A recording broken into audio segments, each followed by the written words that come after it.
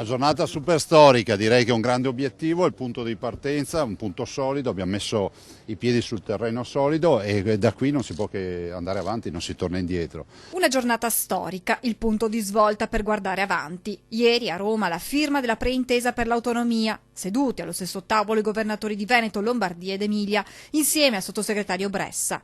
Un giorno che segna la storia, ma un giorno che segna anche l'inizio di un nuovo percorso, quello che porterà all'attuazione dell'autonomia intanto per le 5 materie concordate. Noi abbiamo 5 tavoli già aperti che non si dichiarano conclusi ma semplicemente aperti con già delle risultanze, sono per la sanità, per l'istruzione, per l'ambiente, per il lavoro e i rapporti con l'Europa. Continueremo il lavoro anche su questo fronte, aprire gli altri 18 tavoli e quindi poi chiudere l'intesa. Dunque nello specifico, per quanto riguarda la sanità, la Regione avrà una maggiore autonomia nella gestione del personale, potrà modificare o eliminare il ticket nazionale.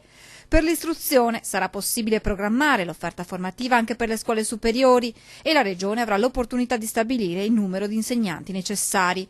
E ancora per il lavoro, la preintesa dà un'autonomia sia legislativa che organizzativa per le politiche attive.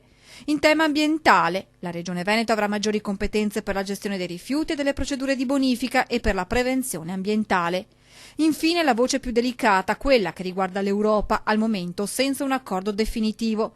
Se da un lato il Veneto aveva chiesto di poter dialogare direttamente con l'Unione Europea, soprattutto per la gestione dei fondi, dall'altro il governo ha risposto impegnandosi a presentare un disegno di legge ad hoc.